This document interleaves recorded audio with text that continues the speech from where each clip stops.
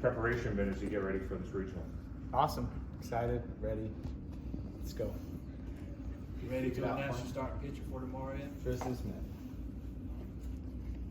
How crucial has extra rest been for Tristan after not pitching for over 2 weeks? Really good because his ankle, that stress fracture, it's still lingering. So it's not like that just magically went away. So the rest was great. He feels good, and threw a simulated short thing on this past weekend after we got back, and yeah, he's feeling great. So excited to see him out there. Was it kind of always where you thought you guys wanted to go Friday with Tristan? Yeah, well, that's become more evident the last couple of weeks. Dardo struggled a little bit, and so it just created that opportunity to with not advancing in the ACC tournament, to just go ahead and move Tristan back to Friday. You talked on Monday about remembering everything that was set up for you last year and making sure you guys can seize this opportunity. How have you guys approached this week and taken on making sure that you seize this opportunity? Honestly, we've just kind of kept our approach the same as it's been all year, because seizing that opportunity started back in August. And so this has been a very methodical, consistent approach with this team. So this was nothing new added on to this week. This is just the next segment of our season, but our guys are just going to march on and keep doing what they do. And we've had a very consistent training set of training sessions and very consistent messaging in here, and their attitude and just their mentality is very consistent as well. And I would expect them to be very consistent in their execution on the field. You've said before you want to win every championship, but are there some advantages as you look back on last week not playing deep into the ACC tournament as you get ready for this regional? I mean, when you have to find the silver linings, you could certainly find them. We would prefer to have played for a championship, and even if it whatever that meant. But by not, then we certainly will take advantage of the rest time, especially for a couple of our pitchers. I would expect they would start Gus Hughes, and he's their workhorse. I mean, they depend on him to go 6-7 innings. What do you know about him, just kind of from your scouting reports? He's really good. I mean, he could pitch anywhere. He's up to 95, pitches low 90s, really, really, really good slider. It's like spins, high spin slider, gets a lot of strikeouts with both those pitches. But yeah, he's a dude. And we've seen some good ones this year, and he'll be right up there with some of the good ones that we've seen. Maybe not a Chase Burns type, but he's certainly in the conversation of a good Friday night starter that would be consistent with some of the Friday night starters we've seen in conference. So we'll have our work cut out for us, and he's going to be good, and I know he's going to be amped up, and so I even expect the velocity maybe even to tick higher in those first couple innings. So we'll have to do a good job and have a good approach against him.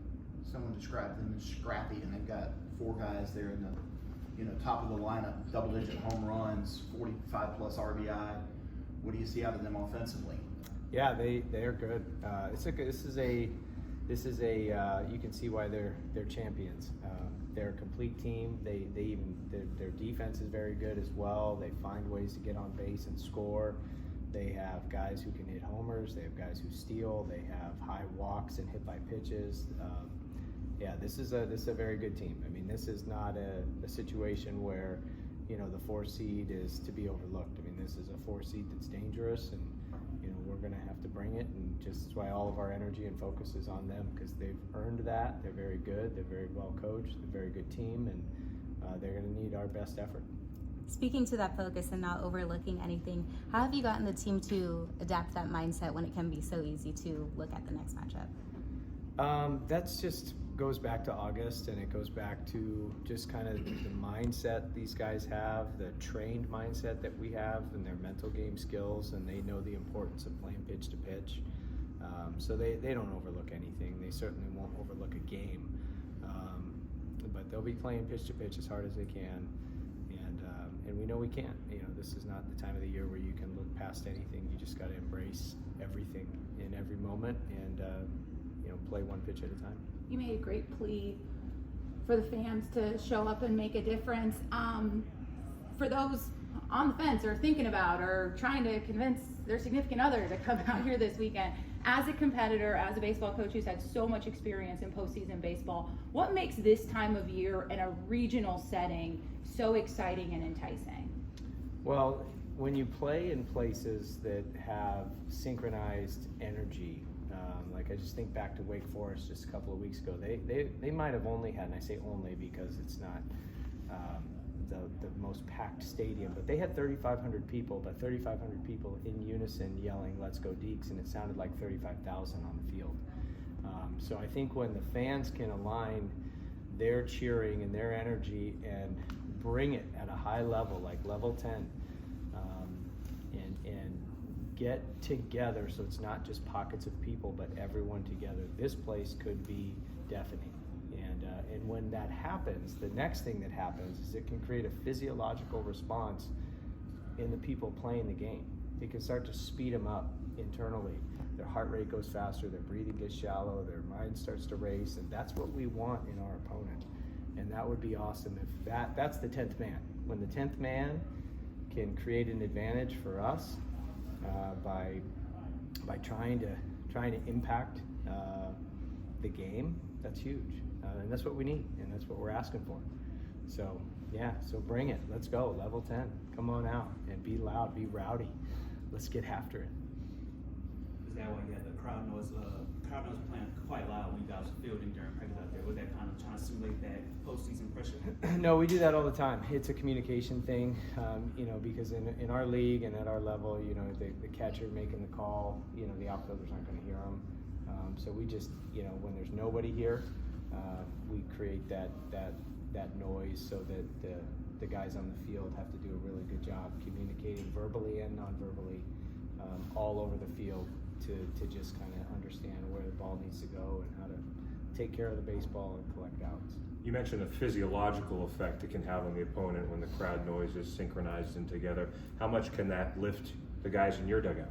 Well, yeah, and then thanks for bringing that up. On the other side of the coin is our guys get energized, and you can do it. You can do it where you wait for the players on the field to do something awesome, and then the crowd gets into it, or the crowd can get into it, and then the players on the field do something awesome. So it goes both ways, and sometimes that's where the crowd can help the team start a rally, and other times the guys at the crowd can help a team extend a rally. Just by keeping that energy going. So it's all connected, and it's all energy, and it all works, and it works to our advantage when we can get loud and get hostile and get rowdy, and we keep saying get rowdy, but just got to bring it, and we certainly would appreciate it. Is that something you think back to your first stint here all those years ago? Oh my God, yeah. DKS was regarded as one of the most hostile places to play, and in 2002, when I was here the first time, it was like that, and then coming back as the coach in the other dugout when I was at Maryland. I mean, it was awful to play here. I mean, I remember frickin' Brad Miller won a tractor because he hit a triple. It was the 5th inning. If Clemson hits a triple, some fan gets a tractor, and Brad Miller, sure enough, hits a triple, and the place was going nuts, and our guys couldn't even hear each other think, and we had no chance. And this was, our Maryland team. But again, like, we know, we're very aware, our program, our team, our players, we're very aware that we need to go earn it on the field to bring that excitement as well. And we're on it. We're doing it. We're going to do it or die trying. You guys have owned the title Comeback Kids continuously this season. Is there a level of that where you just embrace your guys having that gear and having that confidence to come back, or in the postseason when we're at this point, is there a conversation about, I mean, obviously you always want to start fast, you don't want to have to rely on that, but it's our superpower. I mean, the belief that we're never out of the fight, and then be able to back it up and come back, is Team 127's superpower. And it's not any time to say we're going to play different. Of course, we'd love to get a lead, extend a lead, and then go like that, but that's probably not how it's going to go. It's not how it's gone all year, and so if it doesn't go like that in the postseason, then what's the difference? It's how it's been for us. So hadn't been easy, but it's also shaped the identity of this group, and so if we do have to play from a deficit, we're very comfortable doing that. Also worth sticking around for the fans. That's right. Coaching and going back and looking at some numbers, especially over the last 3 years, I was a little shocked at how many times a 4 has beaten a 1 on Friday in this tournament. What has led to that? Where, hey, a Forest, can walk into a team stadium and beat them on Friday. Well, the parity in college baseball now is at the highest level it's ever been, because the post-COVID world has created an older group of college baseball players. You had a 5-round draft in 2020 and 20-round drafts ever since. That's a lot of guys not going into professional baseball that are either coming back as seniors, using a post-grad year, or high school recruits that are now finding their way to college that normally may have entered professional baseball. Then with the portal, the way it is, college coaches are often choosing to get the proven older guy to come in and fill those holes and plug those gaps instead of a newer guy. So it's a combination of a lot of things to where everybody's good. And 4 seeds, 1 seeds, 2 seeds, 3 seeds, and a whole lot more teams than just the 64 that made this tournament are all loaded. And there's a lot more teams than 64 that could have made this tournament that were on the bubble. And so we're still in that post-COVID world of older college baseball players. You got guys that are, well beyond age 22. You got 23, 24-year-old, some cases 25-year-old baseball players out there. You talk about older players with Jacob McGovern, a freshman. Talk about the arm deception, but just the mentality that he has, the confidence to be a freshman and to pitch with the stuff he has. How unique is that? It's very unique to any freshman to be able to impact a team at this time of the world, in the post-COVID world. So what Cam Canarella did last year, Jaron Purify, and then Jacob McGovern and Aiden Canuck, these guys to get out there and they're going to have to be mature beyond their years, and they're going to have to be able to have a slow heartbeat and really slow the game down mentally, because they're playing against guys that are 5-6 years older than them. They're playing, it's the ultimate. It's like going back to high school. It's like being an 8th grader and playing against a senior on varsity. So it's tough, and you're gonna, what are the things you're gonna have to do? You have to separate yourself physically for sure, but you're gonna have to really be mentally skilled to be in control of yourself in these environments, in these moments. And that's where the freshmen that have contributed significantly for us, that's been the separator for them. So it's not like McGovern throws, 95, he throws 85.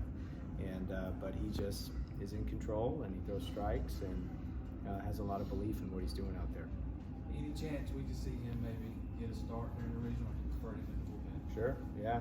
I mean, we'll do whatever, outside of pitching Aiden Canuck in game 1 in relief, everybody's available, and we'll do whatever we have to do to come out on top game 1. And if we have to pitch McGovern in game 1 or game 2, we certainly will. We won't save anyone, and we'll kind of we'll just worry about game 1, and then when we get to game 2, we'll worry about game 2, and then same approach thereafter. But he is definitely a candidate to be a starter if it goes that way, but he's also definitely a candidate. He's earned the opportunity to be a high leverage reliever and feel comfortable putting him in a, just one of those nail biter type situations.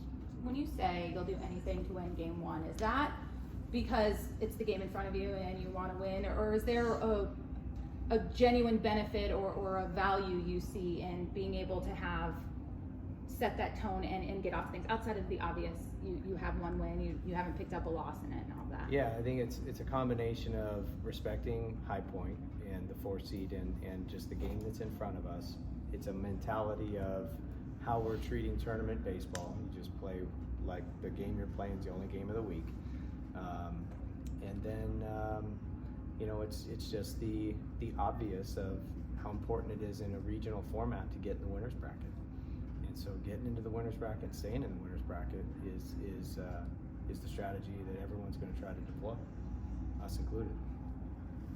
It's the postseason going on, but the House settlement happened a week ago, and there's been talk about baseball might actually become a head count sport. I know you talked a lot about debt for baseball players. I guess, what was your reaction when you heard That's that? amazing. I mean, that's incredible. I'll believe it when I see it, but to think that college baseball no longer is an equivalency sport, and equivalency sports are no longer equivalency sports, and if you're an athlete, a student athlete, you're a student athlete, and you get your cost of attendance covered, that is biggest holy cow, insert another word for cow, moment that, you know, in my lifetime, or maybe even in the history of college baseball for, you know, for our sport, that would be incredible. So I'm hoping and praying that that's exactly what's going to happen, and I know there's a lot more conversations that need to take place, and it's much bigger than just taking away scholarship limitations. There's a whole rev share component of that will impact things. It doesn't solve the NIL problem. That, you know, 11-7 is relative now, and then this becomes the new relative thing. So making sure that we can retain our players will still probably be an area of high focus. But just to know that NIL won't have to be used to pay the bills, because that's what we've been targeting it for, is just to help our guys cover their costs so they don't have those bills. And if we can do it through scholarships, I know the donors would be happy, because right now you give to NIL, you don't get the tax benefit, but you give to scholarships, you do. So that would be a huge seismic shift in how those dollars are allocated. Certainly, I think our donor base would be much more receptive to giving to scholarships than NIL, but that's exciting news and big news, and I will be as excited as anyone when it happens. You have time for one more? Is there an update on Will Taylor's the cast off injury? I think he gets it off today. Yeah. So this week we're looking at Tuesday, Wednesday, and I think he actually gets it off today. So we'll see how he feels. You know, I gotta submit the 27-man roster in like a few hours. So there's probably a very low percentage that he would be on that. He's just getting the cast off today, but very high percentage that he'll be back should we advance and get to next week. All right, thank you, Coach. Thanks, Coach.